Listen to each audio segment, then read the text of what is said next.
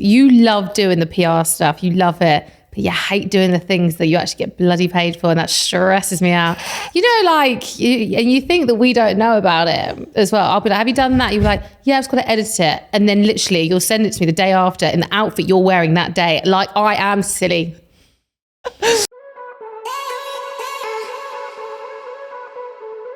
Welcome back to another episode of Girls Know Nothing. Girls Know Nothing is officially 1 year old, and some of you guys have been requesting some of the most popular guests I've had back into the room and on the sofa. And I could not have done this podcast without the one and only Hannah Holland, who you'll probably remember back from like episode 5. I won't lie, this podcast episode has not been planned. We literally discussed it 20 minutes before we started recording. So think of it as a little bit of a bonus track, and hopefully you get to enjoy and see where we're going to be in a year's time. We did an episode of Hannah's podcast. Hannah has a podcast called Manage Now.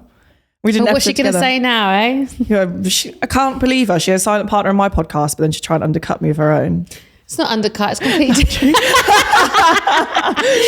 Completely different. It is, but do you know, I think mine's more about management. The whole thing is to educate people on like talent management and how we kind of brand people and create. But I think that episode, recording that episode was like a massive eye opener for me about how different that, like your first episode of Girls Know Nothing, my episode of you on Managed, and then now this conversation I don't feel like we've stayed in one position for like the whole time. No, I think it's been a wild 2 years. I think the scariest thing you can ever do, whether you're a talent or a business owner or whatever, is to stay still. You have to be moving forward because the world is changing like all the time. You know, if you look at MySpace, where that MySpace was, or even MySpace. Blackberries did not get quick enough into touchscreen and they went completely bust. And I found this out the other day because I was like, oh my God, I really want a BlackBerry again. And then went through that. It was like, you know, iPhone overtook. And it's the same with everything, you know, even in management world, Page 3 girls used to make a killing, right? Yeah. And then, you know, everybody when I was a kid wanted to be a Page 3 girl. Yeah. And also there was talent management for Page 3 girls. And I think there's still glamour agencies and stuff like that. But, you know, a lot of the mainstream talent agents then went on to, you know, digital talent. But the ones who didn't move quick enough do not exist anymore. So it is always a case of you have to be looking at the new thing, not going, oh, that's not going to take off. You don't know what's going to take off. It's all to do with a trend. You just have to take that risk, don't you? It's like what we did with this podcast, really. We just took that gamble. I think with podcasting, everyone always like, oh, it's oversaturated. Why is that a bad thing? If you can make it niche and different, you know, getting your face out there, even if you're only getting 300, 400 listens, that's 300, 400 people who know who you are and what you're projecting out than who before you did it. If you put 300 people into a room, that's quite a big audience. I think people are so obsessed with looking amazing online. You've got such a cult following, it doesn't matter. You actually do. The amount of people that DM me all the time being like, how do I get in there with Hannah? And I'm like, I don't know. She came to me, babes. 12-year-old little bully ginger mushroom Bob Hannah would be really excited about that. Yeah, unfortunately, Luke wasn't recording the part where she was talking about singing Annie with her microphone. Well, you know, we all had dreams. I never made it to Annie in the West End, but... What's your dreams now then?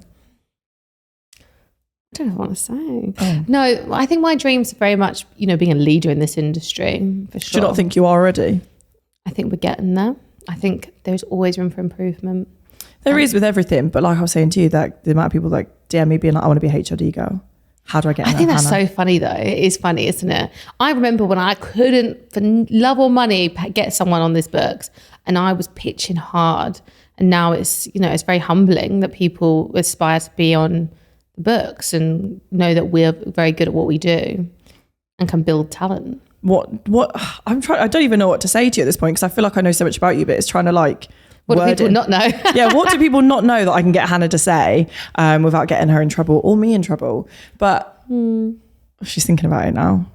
You know what? I think I have a bigger personality than people think I do.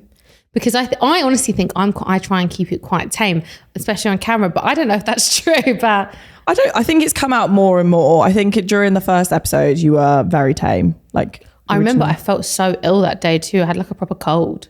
Like I thought it was food poisoning. No, it wasn't food poisoning. Oh. I just felt really under the weather that day. I was really like. I was one of those people who's always really scared to put myself out there. And you know, when you like, I was always that person like, oh, podcasting's so oversaturated. Are people actually going to listen to me talk? You do the same thing that I hear from people all the time, but there are new podcasts being launched all the time and they do incredibly well. It is to do with the niche. It's to do with your following. It's to do with, you know, can you stick to one thing? I think if you think that it's going to blow up the moment you release it, that is the wrong way to think about it. It's not. It's like anything. You have to build up an audience on Instagram, YouTube, everything like that. Just because there are some people who do blow up straight away doesn't mean that's going to happen to you. I think that's why people are really disheartened and like usually give up quite quickly. Do you think that we stuck to what the original plan or vision for Girls Know Nothing was? No.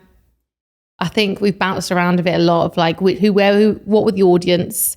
Who were the audience? Where were we going? Who was doing well? I think it was a lot of trial and error. It was different because you, as a, I guess, not to call you a talent to your face, but like a talent, you as a person, Sharon Gafka, you're everywhere. Like in terms of, your interests aren't one specific thing. You have so many. So you did come from a reality TV show. So you have got that reality TV knowledge and you know more than anyone what it's like to be on one of those shows.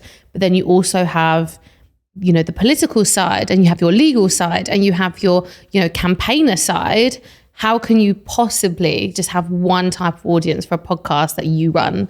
Because you can't be like a Love Island podcast. That's not you. And there's already one like that anyway. I love talking to Hannah because she just massages my ego massively. Tell me more. Tell me more about me, Hannah. No, I always want to know, like I can ask you now because it's on camera. What is the hardest thing about managing me? She's trying to be politically correct. No, I am. I'm trying to not upset you. You know what? The hardest thing is you love doing the PR stuff. You love it. But you hate doing the things that you actually get bloody paid for. And that stresses me out. And you think that we don't know about it as well. I'll be like, have you done that? You'll be like, yeah, I've just got to edit it. And then literally you'll send it to me the day after in the outfit you're wearing that day. Like I am silly. That is true, but I'm open about that though. You're not open about it because you get defensive. You're defensive. That's something, and I'm defensive, which is why sometimes we go, I will take a moment. To be fair, I do. Maybe I just don't tell you because I don't want to get told off by Mama Hannah. Well, unfortunately, in this life, the things that we don't want to do are usually the things that we have to do to make money. I know. When you were saying about the next year, I actually don't even know what my plans are for the next year because I feel like we set a plan out. And we never stick to it because it just changes. I don't think we've ever stuck to one particular plan for any talent that we have on the books because, like I said, the world is evolving. I stopped doing very specific year-long plans. We do 3, 6, and 12-month plans for talent. Like we think we did at the start of the year. But it's, COVID, when that happened, no one could have predicted that. Yeah. People were having to do completely different things to what we would ever set out to do. Even back then, like we've developed as an agency in terms of our resources and things that we can do now more. So it's a case of we always have big dreams. I always like to put the dreams down and then how can we get ourselves there? What do you think what's the next big dream for HRD that you can tell us? I would like to venture out into America. Oh, really? It's not like an immediate goal because I think people who jump the gun like that don't tend to do well. Just because you have to really scope out your market and figure out the best way to do it. But for me, I would say I would like to eventually venture out into the States. It's always been a dream of mine to have dual homes. Why I need to really buy a house in the UK first to really give that reference. It's hard. It is so hard. And you know what? One thing that I wish I learned was more about like mortgages and things that you need to have in place before, especially freelancers in terms of, so I'm on a salary, so it's not really me as much now. But when I first started the company, I was freelance technically. I wasn't, no one was on salaries. So, having your books like that. And when I help talent with just like advising on how this is how we need to get together for a mortgage advisor, they need 3 years worth of accounts and it's very intrusive, and depending where you live, I live in Bromley, the house pricing is crazy. Like crazy. Like you can get a 1-bedroom masonette for 300, 400 grand. Like that is silly money. And I just feel really resentful to pay that for something that's not big than that. And you think in London it's worse. And someone I have on Instagram, I love the comparisons they do. For $350,000, right? So dollars, so what is that, about 320 grand cash, like UK money, you can get a beautiful house, like 3-bedroom, 4-bedroom house in Texas, big pool. In here, you can literally get something that looks like it's been run down and someone shit, literally human feces up the walls.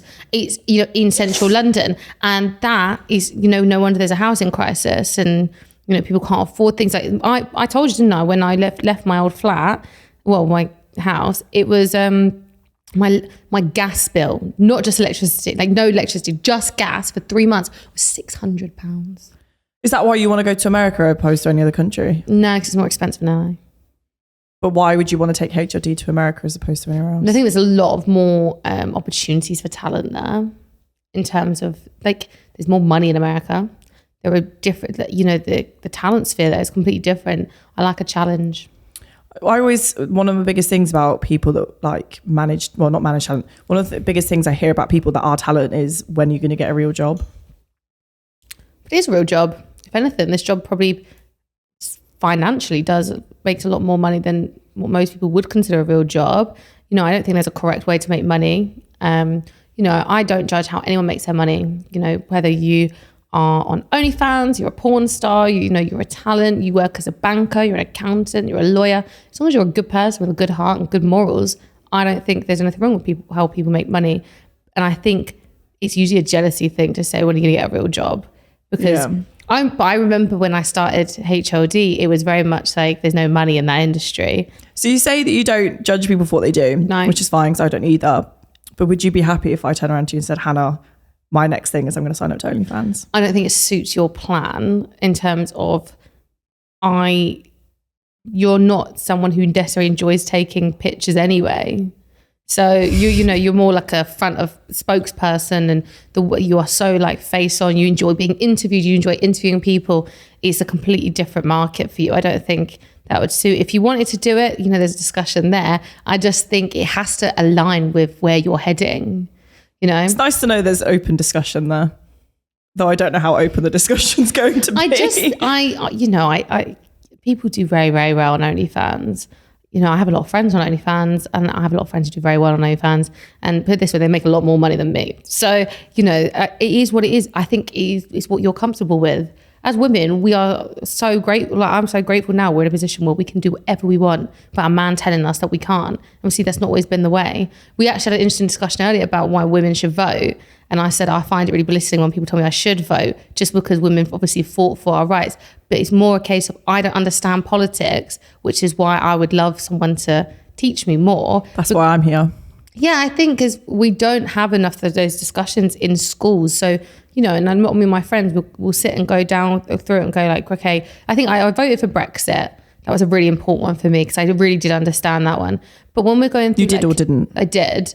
But when we're doing, it was like the Jeremy Corbyn, I just couldn't get my head around it, like the difference in what it make. And then, you have like, I guess the real adults, like parents and people going like, well, they don't do it anyway. Like, well, why am I voting if they're not going to do it?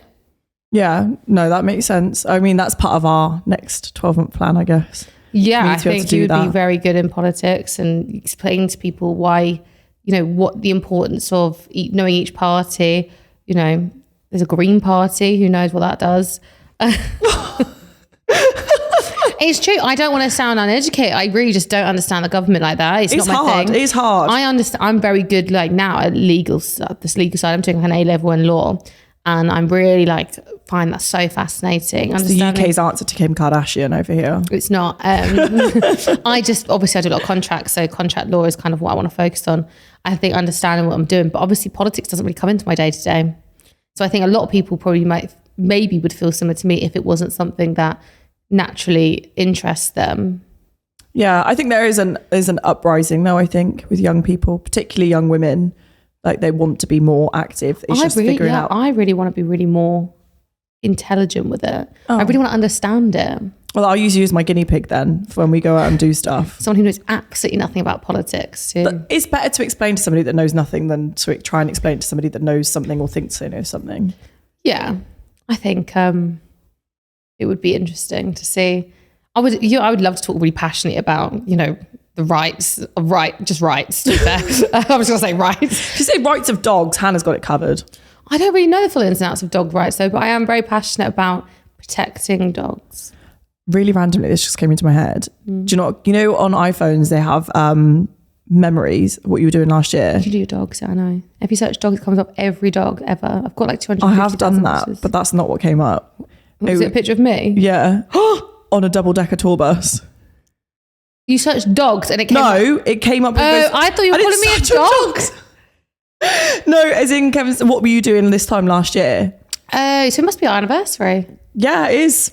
Oh, happy anniversary. Happy anniversary. Darling. So 1 year of the podcast, 2 years of us. I know. Oh, what a special moment. It feels like it's been longer than 2 years though, I can't lie. I know. I always think like you're one of the first clients we've had, but you weren't really, no offense, but that's not Why am I offended? Am I that's something I say to people. I'm not the longest one you've had at the moment. No. Grace's. Sean. Sean was one of our first clients. I'll push She's her been off. with us. I'm joking. I won't do that. Sean's been with us a really long time, yeah. But she's done incredibly well. So if somebody wanted to get into this industry and then be managed by HLD, what do they have to do to impress you? I know certain people are really going to want to know the answer to that question. That's all they're going to care about in this episode. I don't know what I'm thinking because I do know the answer. It's more, you know what? It is different for each person, but having a talent, being able to be commercial is so important because, you know, there are some people who are really talented, but they're probably not that commercial because they're not really willing to rein it in, or, you know, you shouldn't really be dropping the C-bomb and saying things like having really outrageous views isn't, you know, the idea. It's good for views, but not for... I never sign people who are, you know, who are too similar to someone else. Okay. Just because I don't ever like it to be a competition within the agency. You know, that's, I think, how we've kept it quite niche. I have to get on with them. That is just something I have to know that they have strong beliefs. Even if they're different to mine, they have to be passionate about something. But I have to also, even if we weren't like, you know, you don't have to be friends with everyone in this life, but I have to respect that person and their views. And if you're coming in and you're saying to me the first, you know, your dream goal is to work for a fast fashion brand, that's not what I'm wanting for my agency. I want people who have dreams that are scary. You know, that it is, there is nothing that's too big. You saying you want to work at Louis Vuitton one day, we've had that before. And, really? You know, we didn't get Louis Vuitton, but we got Farfetch, who was working with designer brands. That's close enough. So, you know, it is different, but you're aiming towards something. You know what those big goals are. But I think now people get into this for the wrong reasons. They think they can make a lot of money and people know they are and they want to be famous, which is the same reason for like the Love Island side, you know. That's genuine. Being genuine is something that I really look for. Do you think, some people who've fallen into this, I love people like that who don't know how good they are. I love that. And that's the people I look for. Do you think that people that aren't genuine show very easily in this industry? Oh yeah. But I think everyone's different in terms of how you'd see it. I think any talent manager you ask would say they know how to spot that. Because it's what we do day in, day out. I don't think the average like Joe would know. You know, I don't think if I asked any of my friends, they'd be like, oh, what? Or, you know, when you hear about like genuine couples on reality shows, you know, sometimes you can spot it, sometimes you can't. They're always the ones that people that are watching the reality show think they're not genuine. They're usually genuine. No, as in like, you know, people are like, that's not a genuine couple. Yeah. It's usually when they're on the show, people are like, they're not a genuine couple that are probably the most genuine. Yeah, I know. That's what's the craziest because it's, you know, it's, when you're acting, I guess, and it's like so full on, I could come on to you now and it'd be probably more genuine than some of the genuine people because on TV, you are going through the natural flow. You are like playing hard to get a bit. You don't want to just throw yourself. To get with me. I've never played hard to get with you, I don't think. I think I made my intentions very clear from day one. That sounds really bad. Sorry, Connor.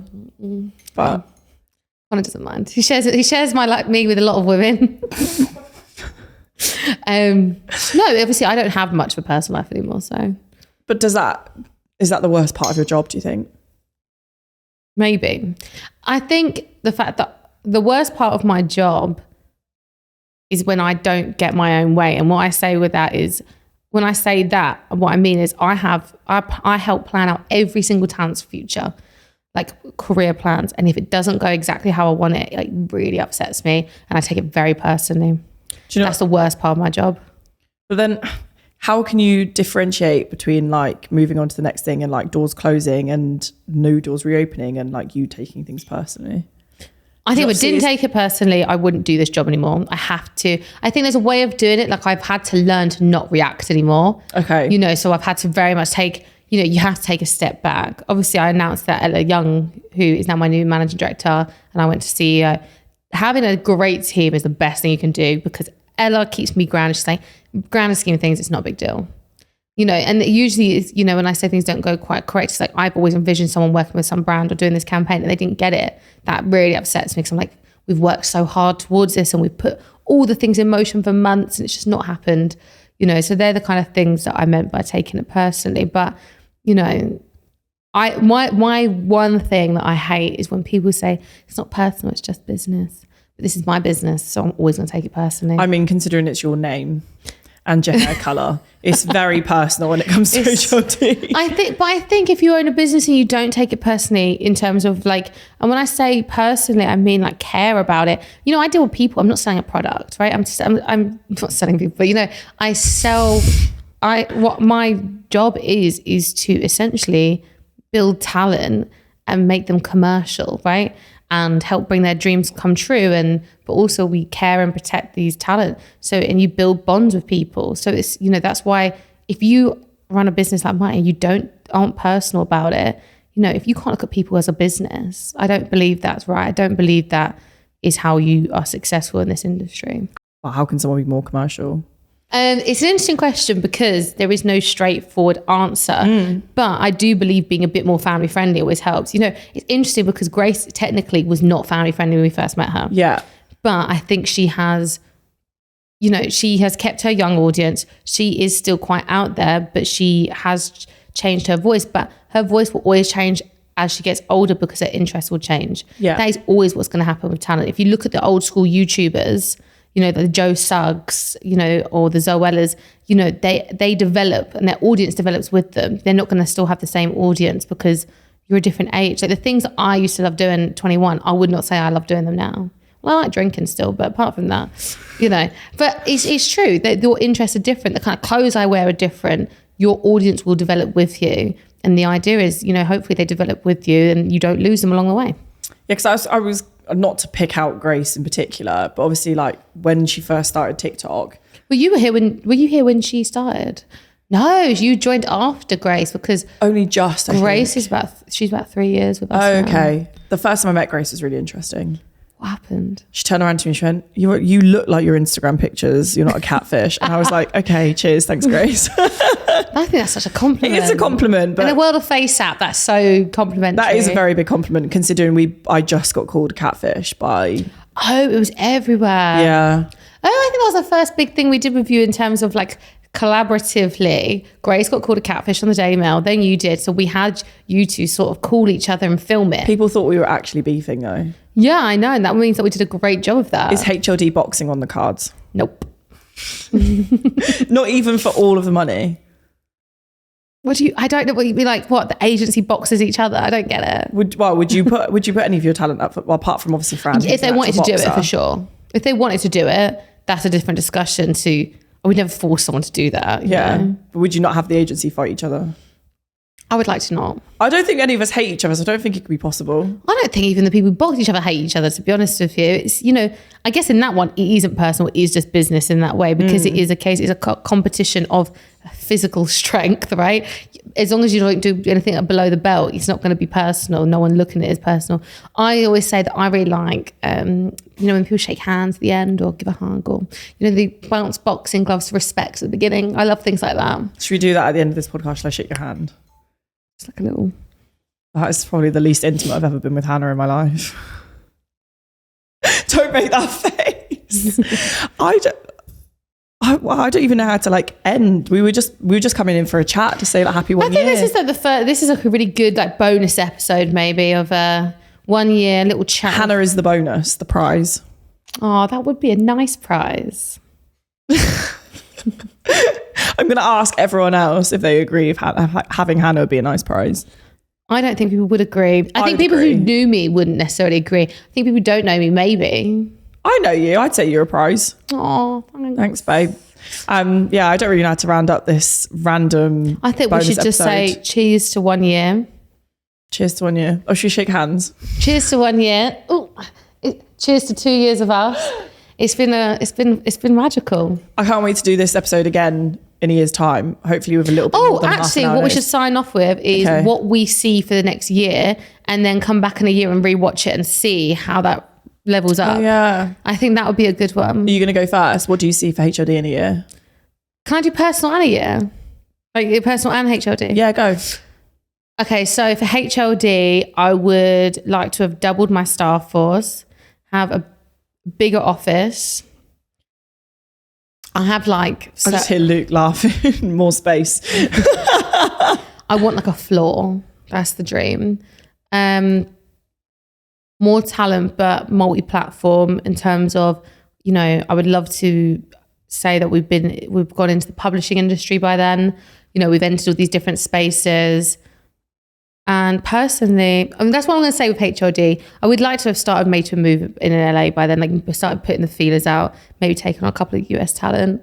And then personally, I would like to have bought a house. You were going to say have a baby. No. I don't know why I thought you were going to say But you know what? That is actually something that I think people are always... I've had it recently, like, when you can have a baby and get married. You're so young. Why? Is it so bad for me to say that I don't want those things right now? No. All my friends are getting married and having babies though. And I'm so happy for them. And I really love watching it. And it really makes my heart like warm. But you know, God. You've got so much time though. You're only in your 20s. I just can't imagine a baby crying and I'm the one who has to sort of help. Give her another dog though. I would like another dog, I think. Is that what you're going to get in the next year? No, I've put a bar on dog buying. Well, not buying, but like rescuing. for a few years now. Okay. But one day, if the house gets bigger, so does the amount of dogs, I think. Because there's more room, you know, there's more room. And, you know, the more, after you hit number 2, it's like they just start helping each other at that point. Like they look after each other and they play together and stuff. Okay, well, you're going to convince me to get another dog now. I have been saying this for a while, you should get another dog. What are your dreams? I think Vienna needs a sister. Okay. Or brother. Yeah, a sibling. I would love to get Vienna a sibling in the next year. It's not really a big goal, but... Any other bigger goals? I want to be the first HOD book that you sign. Nice, I like that. Just to put it out there. If I'm not, I will kick it off. I won't. I can't control the way the world works. I won't kick off. I would like to be the first book you guys have. Nice, I love that. I want to turn the podcast into a community. I love that. I've been saying this for ages that we need to do like a live show. I think it'd be interesting to put it out there and see what people think of that and if they would come. Yeah, I think that for me, this time next year, I want to see Girls Know Nothing as a community rather than a podcast.